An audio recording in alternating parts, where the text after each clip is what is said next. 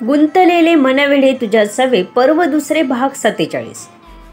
संध्याला चालतानाही पाय जड झाल्यासारखे वाटत होते. पाय उचलताना त्रास जाणवत होता. आत्ता तिला खरी आरामाची गरज होती. पण कसं करावं, काय करावं, वेदला सोडून जावं का, काहीच कळत नव्हतं. साधनाने जेवायच्या आधी वेदांसाठी आणलेला डब्बा त्यांना नेऊन दिला. तेही जेवायला बसले. त्यानंतर साधना जेवली. तिला ह्यातच समाधान होतं की संध्या जास्त आडेवेडे न घेता जेवली. तिने तर मनात काय काय ठरवून आली होती. असं सांगितलं तर जेवेल का, हे सांगितलं तर जेवेल का, असे हजार प्रश्न तिच्या मनाला सतावत होते हॉस्पिटलमध्ये येईपर्यंत. पण तिने खीर तरी खाल्ली होती. संध्या वेदला सोडून जावं का ह्या संभ्रमात ती अडकली होती. साधनाने हे बरोबर ओळखलं. संध्या, तू आता घरी चल. सकाळी लवकर उठून फ्रेश हो आणि पुन्हा हॉस्पिटलमध्ये ये. छकुलीलाही तुझी गरज आहे. पोटातल्या बाळाला आणि तुला दोघांनाही आरामाची गरज आहे. तुझे पाय किती सुजले आहेत. तू इथे थांबून काय करणार?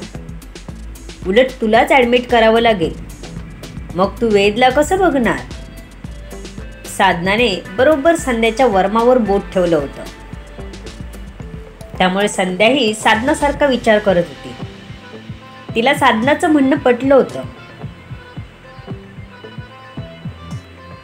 आपण इथे बोलावूया कोणाला तरी, त्यानंतर जाऊ घरी, साधना संध्याला म्हणाले. समीर भाऊजींचे मित्र आहेत आत्तासाठी.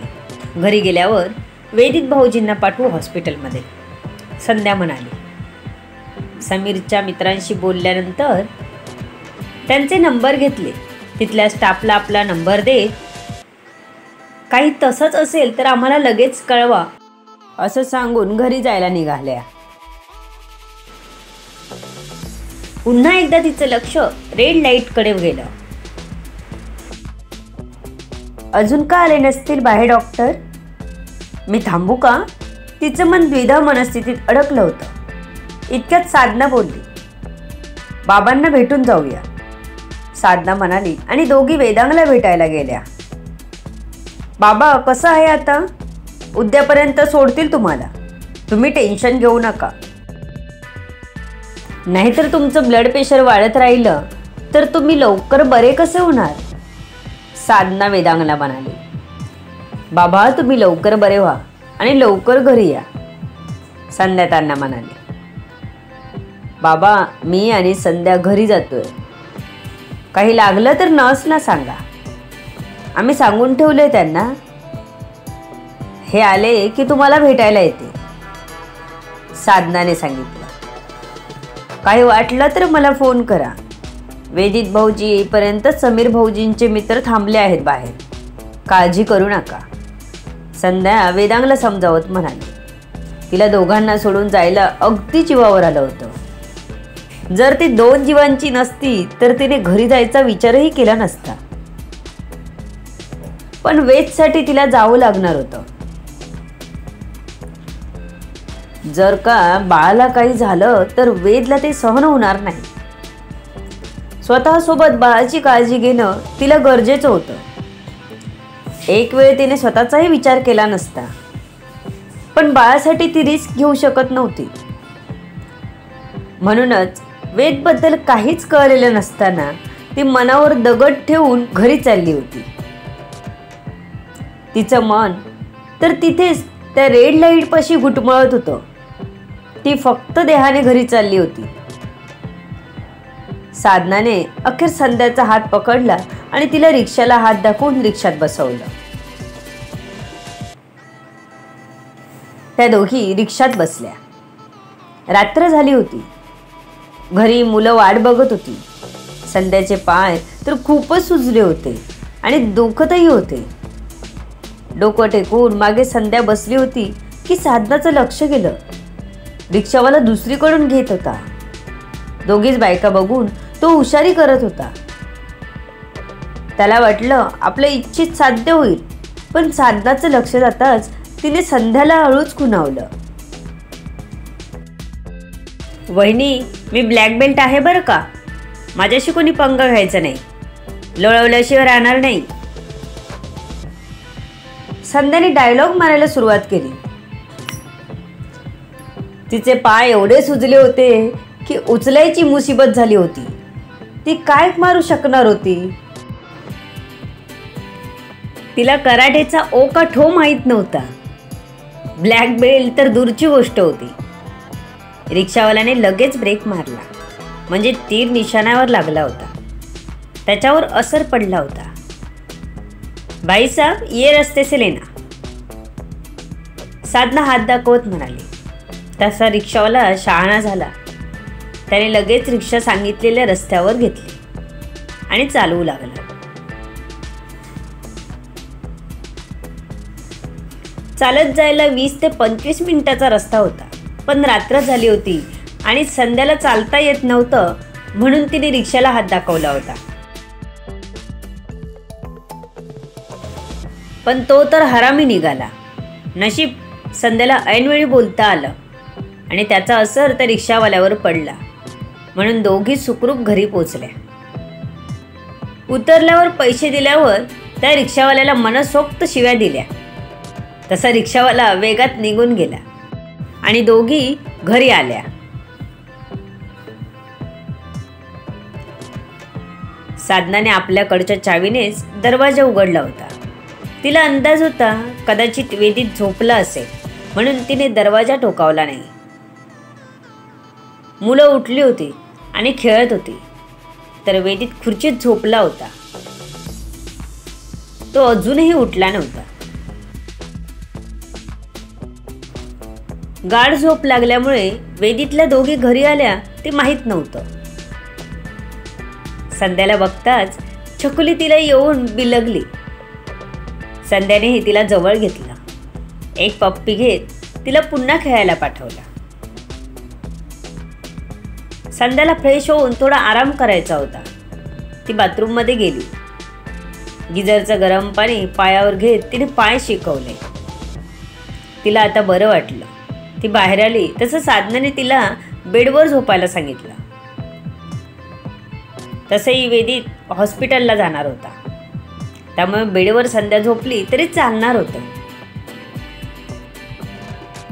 संध्या आपले पाय सांभाळत बेडवर हळूवार आडवी झाली. तशी साधना वेदीतकडे आले.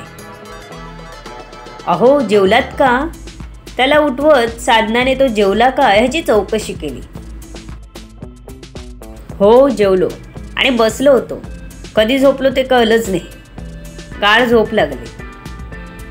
वेद आला का शुद्धी? त्याने साधनाला घरी आलेलं बघून विचारलं. त्याला संध्याही घरी आली आहे हे माहीत नव्हतं. अहो, तुम्ही हॉस्पिटलला जा. समीर भाऊजींचे मित्र आहेत आणि नर्सना सांगून आलोय आम्ही. तुम्ही रात्रीसाठी तयारी घेऊन जा. तिथे थोडी थंडी वाटली मला.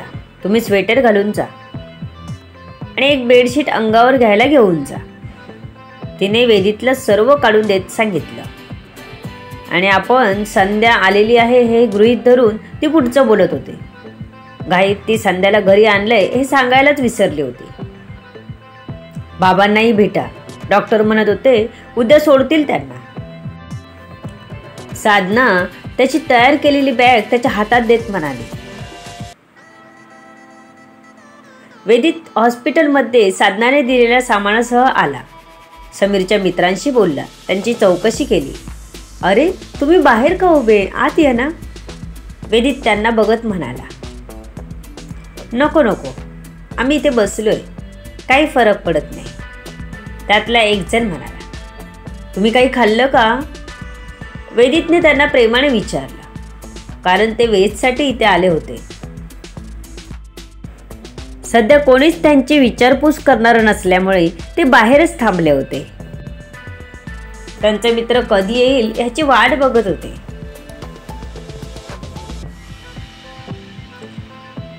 तुम्ही घरी आराम करा ना, आता मी आलोय.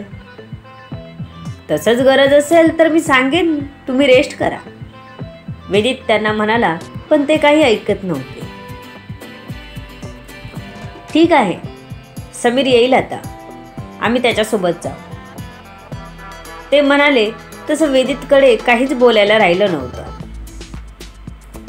घरी आराम करायला जा सांगितलं, पण ते काहीच ऐकत नव्हते. ते तिथेच थांबले. वेदितने त्यांना खायला आणून दिलं. ते तर नकोच म्हणत होते, पण वेदितने जबरदस्ती त्यांना दिलं. वेदित हॉस्पिटलमध्ये आला आणि वेदांगला भेटला. त्यांनाही बरं वाटलं. आपलं कोणी माणूस नाही म्हणून एकटं वाटत होतं. वेदितला बघून तेही खुश झाले. बाळा आलास, ये, बरं झालं. वेदांग खुश होत म्हणाले, हो बाबा, मी आलो. पण संध्या कुठे दिसत नाही? त्याने हॉस्पिटलमध्ये आल्यापासून बघितलं होतं. संध्या कुठेच दिसत नव्हती त्याला. बाबांजवळ बसली असेल असं वाटून त्याने जास्त विचार केला नाही. पण इथेही ती दिसली नाही म्हटल्यावर त्याची काळजी साहजिकच वाढली होती. आपल्या भावाची बायको आपलीच जबाबदारी आहे, विशेषतः तो आजारी असताना. हे त्याच्या मनाशी होतं. तो नीट होईपर्यंत तिच्या केसालाही धक्का लागता कामा नये. त्याला सुजयची भीती वाटली. त्याने येऊन तिला काही केलं तर नाही ना? ह्या विचारासाठी तो आतून हादरला. अरे, ती साधनासोबत घरी गेली, तुला नाही का बोलली साधना? वेदांग म्हणाले. तसं त्याला बरं वाटलं. पण पुढच्या क्षणी साधना आणि संध्याचा राग आला. एकदाही त्याला बोलू नये का त्यांनी? त्यांच्या समोरून हॉस्पिटलमध्ये आला ना तो. खरंच जर तिला त्या सुजयने काही केलं असतं तर? काय केलं असतं आपण? किती घाबरला होता तो. स्वतःला काही झालं तरी चाललं असतं, पण तिला काही होता कामा नये. वेद काय म्हणेल मला? तो स्वतःशीच पुटपुटत फोन शोधू लागला. ह्या खिशातून त्या खिशात, पण सापडतच नव्हता. म्हणजे विसरला का तो घरी फोन? पुन्हा पुन्हा शोधूनही फोन सापडला नाही. तेव्हा त्याची खात्री झाली. वेदांग त्यालाच बघत होते. काय शोधतो आहेस? त्यांनी विचारलं. फोन विसरलो वाटतं घरी, वेदांग म्हणाला. खरं तर तो आता साधनाला फोन करून जाब विचारू इच्छित होता, ओरडू इच्छित होता. पण पुढच्या क्षणी ही ती वेळ नव्हे हे त्याच्या लक्षात आलं आणि तो शांत झाला. कारण संध्याकाळपासून कुणाचाच कुणाला पत्ता नव्हता. जो तो धावत होता. साधनाही 1 मिनिट शांत बसली नव्हती. त्याला निदान एक झोप तरी लागली होती, पण ती ये जा करत होती. मुलं, संध्याला सांभाळणं हे करत होती. तो बघ, आलास तेव्हा टेबलवर ठेवला आहेस. त्याने बघितलं तर खरोखर फोन होता. कदाचित तो 2 मिनिटापूर्वी मिळाला असता तर त्याने साधनाला चांगलंच सुनावलं असतं. त्याने आपले विचार थांबवत वेदांगना विचारलं, बाबा, संध्या साधनासोबत का गेली? त्याने वेदांगला विचारलं. माहित नाही मला, पण दोघी आल्या होत्या मला सांगायला घरी जातो म्हणून. संध्या थकलेली वाटत होती म्हणून साधना घेऊन गेली असेल तिला घरी. वेदांगने आपला अंदाज वर्तवला. त्याने आता साधनाला फोन लावला. साधनाने उचलला नाही. त्याला मनात भीती बसली होती. दोघी बायकाच घरी आहेत. तिकडे त्याने काही केलं तर? फोन का नाही उचलत? तो विचारात असतानाच त्याचा फोन वाजला. फोन साधनाचाच असणार म्हणून त्याने न बघताच उचलून कानाला लावला आणि पुरुषी आवाज कानावर पडला तसं 2 सेकंद त्याचं काळीज जोरात धडधडलं. त्या 2 सेकंदात तो ताडकन उठला आणि जायच्या तयारीलाच लागला होता. त्याला वाटलं साधनाच्या फोनवरून सुजय फोन करतो की काय. पण ओळखीचा आवाज ऐकून त्याने एकदा मोबाईल स्क्रीनकडे बघितलं. समीरचा फोन होता. तसा तो पुन्हा खाली बसला. हा बोल समीर. त्याने मगापासून काहीच बोलला नव्हता, त्यामुळे तो बोलला. अरे काय, फोन उचलून कुठे ठेवतोस? समीर थोडा वैतागत म्हणाला. नाही रे, बोल. फोन का केलेलास? वेदितने विषय टाळत विचारला. अरे मला तू दिसला नाहीस, मी हॉस्पिटलमध्ये आलोय म्हणून फोन केला, समीरने त्याला सांगितलं. मी बाबांच्या वार्डमध्ये आलोय, येतो मी, असं म्हणत वेदितने फोन ठेवला आणि तो वार्डच्या बाहेर निघाला. तसा त्याचा पुन्हा फोन वाजला. यावेळी त्याने स्क्रीनकडे बघितलं तर फोन साधनाचाच होता. त्याने लगेच उचलला. हा बोल साधना. तू चालत पुढे जाता जाता बोलला. तुम्ही फोन केला होता? साधनाने विचारलं. हो. तू संध्याला घरी घेऊन गेलीस? वेदितने शांत आवाजात विचारलं होतं. साधनाची पुरती गडबड उडाली. हो, ते तिचे पाय सुजले आहेत ना, म्हणून आराम करायला जबरदस्ती घेऊन आले तिला. ती तरी येतच नव्हती. पण सॉरी, तुम्हाला सांगायला विसरली, ती बारीक आवाजात म्हणाली. तसं वेदितला पुढे काहीच बोलता आलं नाही. ठीक आहे, मी तिलाही ते शोधत होतो, वेदित म्हणाला. हो का? चुकलंच माझं. मी तुम्हाला बोलायला हवं होतं. तिला बेडरूम मध्ये झोपवून मी तुम्हाला उठवायला आले. तयारी करून देण्याच्या घाईत मी विसरूनच गेली. तिने आता एवढं स्पष्टीकरण दिल्यावर वेदित शांत राहिला. बरं, काळजी घ्या दोघी. दार उघडू नको कोणाला. खात्री कर फोन करून, त्यानंतरच दार उघड. चल ठेवतो फोन. समीर आला आहे, सुजयबद्दल काही कळतं का बघतो, असं म्हणत त्याने फोन ठेवला आणि समीरकडे आला.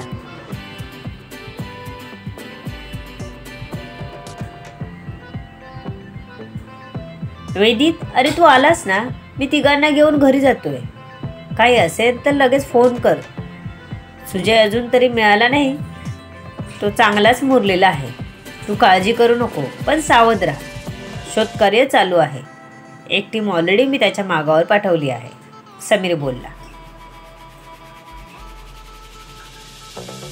अजून काहीच कळलं नाही म्हणजे टांगती तलवारच आहे. तो इथे किंवा घरी कधीही येऊ शकतो, वेदित आपली काळजी व्यक्त करत म्हणाला.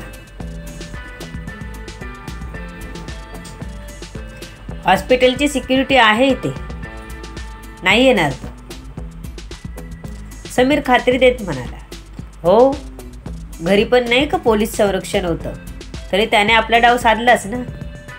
आता माझ्या घरी काहीच सिक्युरिटी नाही. आपण गुन्हा करणारा हातात येईपर्यंत काहीच सांगू शकत नाही, वेदित म्हणाला. आणि समीर मात्र निशब्द झाला. त्याचं बोलणं खरं होतं. घरी मी जाऊ का? तू टेन्शन घेऊ नकोस. नाहीतर एक काम कर, मी ते थांबतो, तू घरी जा. समीर आणि वेदित दोघांचं बोलणं चालूच होतं की ऑपरेशन थिएटरचा दरवाजा उघडला. ज्याची इतका वेळ सर्व वाट बघत होते तो क्षण आला होता. हृदय भीतीने आज जोरात ठोकावत होतं. वेदित हळूहळू पावलं टाकत पुढे गेला. वेद व्यवस्थित असावा हेच तो मनात म्हणत होता. डॉक्टर, त्याने आज जाणाऱ्या डॉक्टरांना आवाज दिला. पाहूयात पुढच्या भागात काय होतंय ते. तोपर्यंत वाचत राहा आणि ऐकत राहा. कमेंट करायला विसरू नका. लेखिका शब्दवेदी उर्फ संतोषी राणे पाताडे. अजून अशा वेगवेगळ्या कथा ऐकण्यासाठी या चॅनलला सबस्क्राईब करा. धन्यवाद.